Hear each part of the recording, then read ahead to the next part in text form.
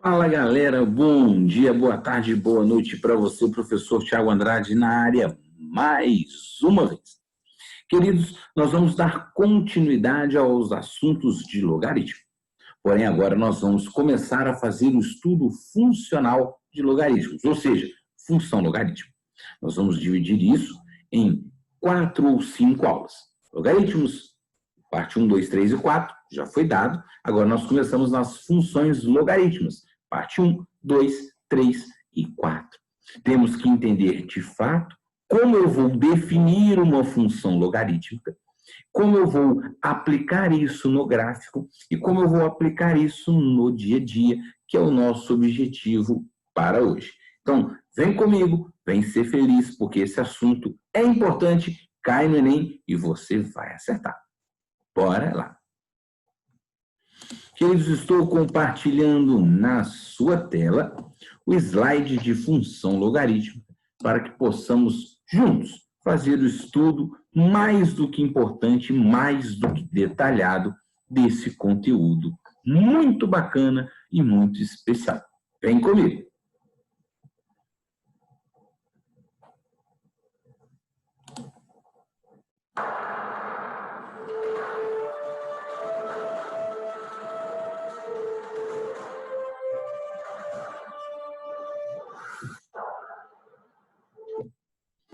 Bom, amores de My Life, este espetáculo de homem apresenta para você conceitos de função logarítmica.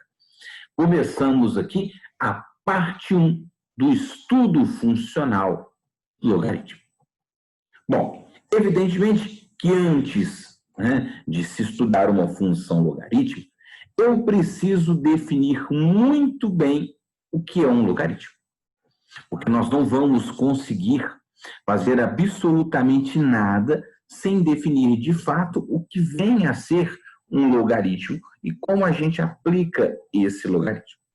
Bom, recordando então o log, nós sabemos que para se calcular um log, a gente baseia-se o estudo de log no estudo das propriedades da potenciação. O logaritmo, na realidade, é um operador inverso à potenciação. Então, a gente pode dizer, isso aqui que o Thiago colocou no slide, é muito importante. A gente pode dizer que o valor do logaritmo corresponde ao expoente que se deve levar a uma determinada base, positiva e diferente de 1, para que o resultado seja sempre igual a um número positivo b. Então, eu vou associar o estudo do logaritmo ao estudo da potenciação. É uma operação inversa. Então, para compreender melhor o que é o logaritmo, a gente sempre vai guardar isso aqui, ó. O log de b na base a sempre vai ser igual a x. Isso quer dizer que a elevado a x sempre vai ser igual a b. Isso aqui é uma dupla implicação. Vale a ida e também vale quem? A volta. Então, quando eu tenho log de b na base a igual a x, o valor do logaritmo, que seria o x, ele nada mais é do que o expoente de uma potência de base a. Então, eu vou pegar o A, que é a minha base, e tornar o X um expoente. Então, quando eu tenho log de B na base A é igual a X, eu tenho que A é elevado a X, olha lá, X é o expoente que se deve elevar a uma determinada base A. Essa base A tem que ser diferente de 1 e positivo, para que o resultado da potência seja sempre igual a B, que é o logaritmando. Então, A elevado a X vai ser B. Isso é muito importante. Entender isso é importantíssimo para o cálculo de logaritmos. Mas, lógico e evidente que a gente fez isso em 4 aulas só para se entender o que é um logaritmo. Aqui é apenas uma recordação. Assim como a gente precisa recordar a condição de existência de um logaritmo. Porque é a partir da condição de existência de um logaritmo que nós vamos definir, então, uma função logaritmo, quem seria o seu domínio, quem que seria o conjunto imagem e o porquê que isso iria acontecer.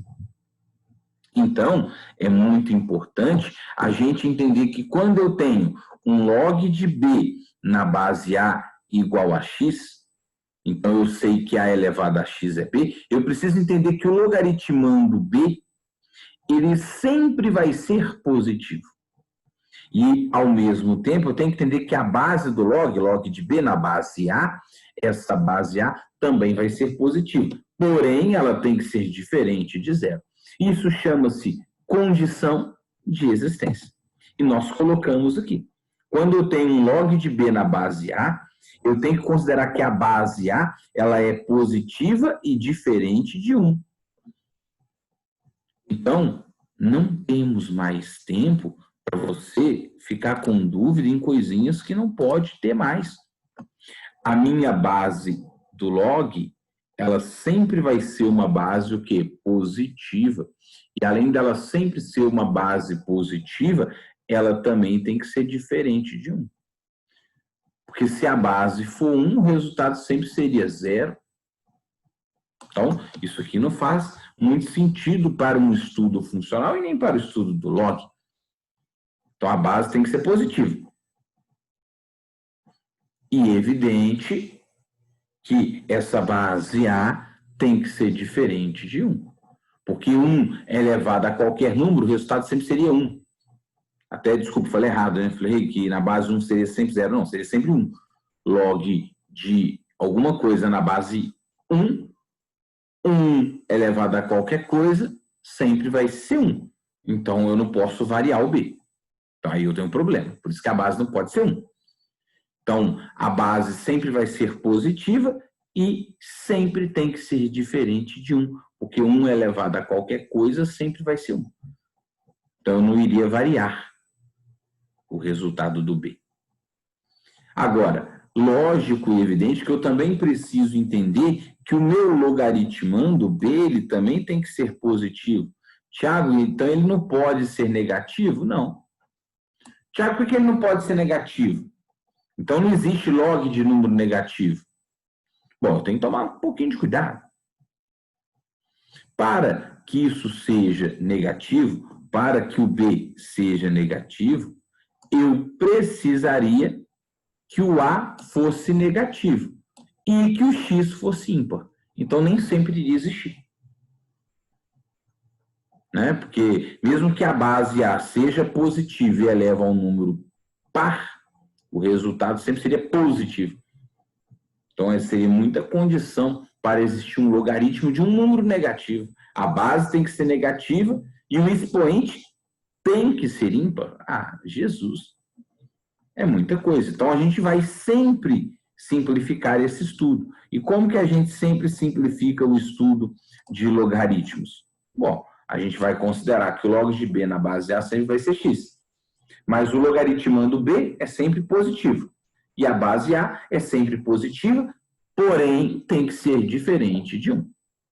Pronto, já entendemos o que é um logaritmo e, principalmente, já verificamos também quais são as condições de existência de um logaritmo. A partir daí, a gente pode, então, definir o que, de fato, é uma função logarítmica.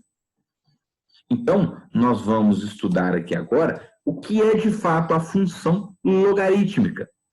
Qual é a sua definição? Quais são as suas propriedades? Bom, e é fácil. É objetivo o estudo. Eu vou chamar de função logarítmica toda função de reais positivos e não nulos em reais. Então, eu estou pegando valores positivos reais em reais. Definida por uma sentença assim, olha. F de x é igual ao log de x numa base B qualquer, numa base A qualquer, não importa quem seja a base. Então, f de x é igual ao log de x numa base B qualquer. Nesse caso, a gente diz que x vai ser um número real positivo. Tiago, nós estamos falando que o x é um número real positivo. Sim. Agora, por que a gente está falando que o x é um número real positivo? Porque o domínio dessa função é o conjunto reais asterisco mais. Ou seja, são os reais não nulos, que é o asterisco exclui o zero, e o mais exclui os negativos, não negativos. Reais, não nulos e não negativos. Ou seja, são os reais positivos. Por isso que o domínio, o x, sempre tem que ser um número real positivo. Não importa. E lógico que a base B, aí é uma condição de existência, essa base Bzinha aqui qualquer, só é uma condição de existência. Essa base B, ela tem que ser positiva e diferente de 1. Aí isso está lá na definição, né, Tiago? Você acabou de mencionar lá para a gente recordar. Sim. Então, o B ele é positivo e o B ele é diferente de 1. Olha, muitos exercícios de equações ou inequações logarítmicas, que vai estar lá na parte 3, na parte 4 das aulinhas de funções logarítmicas, a gente precisa definir essas condições de existência. Então, já guarda, já memoriza o que é uma função logarítmica. É uma função de reais positivos em reais. Por quê? Porque o x só pode ser positivo. E lembre-se que a base sempre é positiva, porém diferente de 1. Isso chama-se condição de existência. Então, guarda isso, observa isso, porque muita gente erra coisas bobas em logaritmos porque não entende a definição. Então, nós já acabamos de definir uma função logarítmica. É toda função y igual ao log de x na base b. Agora, Tiago, beleza, eu já sei. Vamos guardar isso de uma forma bem prática. Beleza, vamos. Vamos fazer aqui um resuminho. Quando se estuda uma função logarítmica, eu preciso entender que o domínio dela são os números reais positivos. Então, quando eu tenho log de x numa base b, eu preciso entender que esse x, ele sempre tem que ser um número real positivo. Real, não nulo, não negativo, ou simplesmente reais positivos. E lógico que isso vai me fornecer uma imagem real. A imagem sempre vai ser um valor real, ou seja, pode ser tanto negativo quanto que positivo. Então, a gente poderia dizer que esses gráficos das funções logarítmicas, que as curvas que representam as funções logarítmicas, serão muito características. Agora, por que elas serão muito características? Porque elas têm propriedades muito bem definidas, condições de existência muito bem definidas. Então, o domínio sempre são números reais positivos e a imagem é qualquer número real, tanto negativo quanto aqui positivo. Isso é um resumo bacana que você precisa observar sempre no estudo de uma função. Beleza? Tranquilo? Bom, gráficos e crescimentos de uma função logarítmica. Lógico que eu vou ter que associar a função y igual a log de x numa base b, ou y igual a log de x numa base a, um gráfico, uma curva. E essa curva vai ter alguns parâmetros, algumas observações importantes para ser feita. E, além disso, vamos associar a essa curva um crescimento. Entender quando que o logaritmo vai ser crescente ou quando que a função logarítmica será decrescente. Para isso, o Tiago vai começar a partir de alguns decorebas.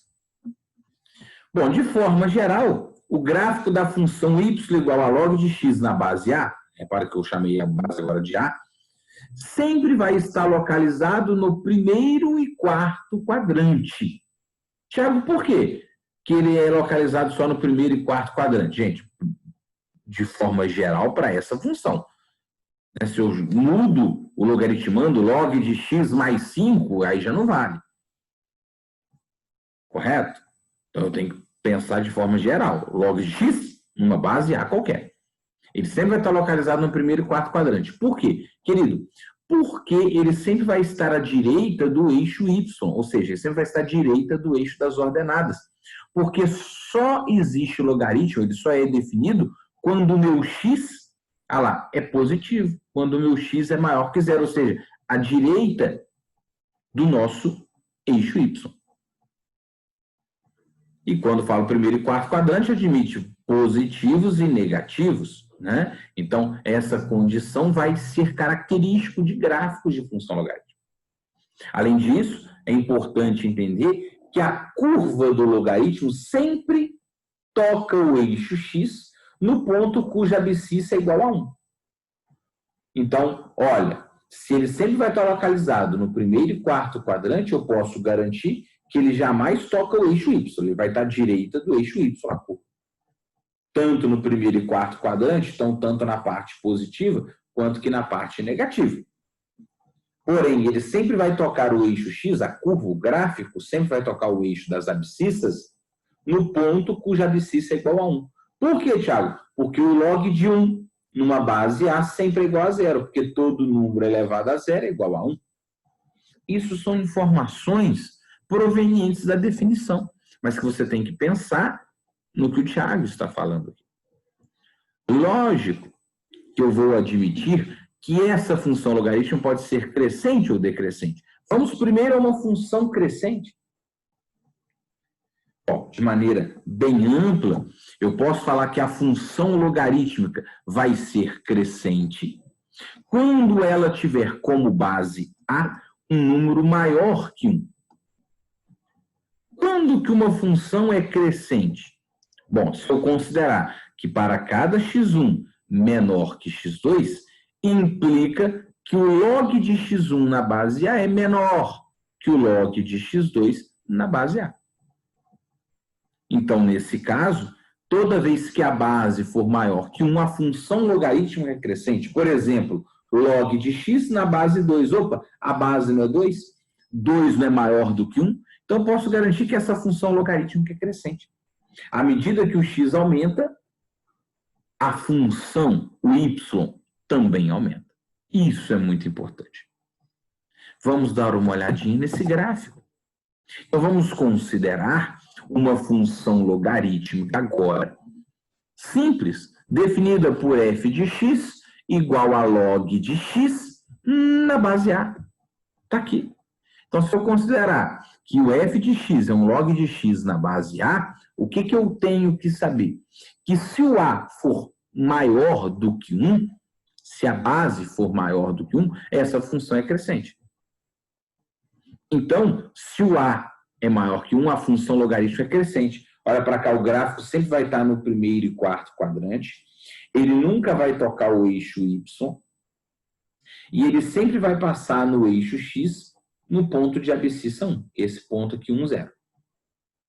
Então, ele vai crescer dessa forma. Vem lá de baixo, lá do menos infinito, vai crescendo, crescendo, crescendo, crescendo, crescendo, crescendo, crescendo.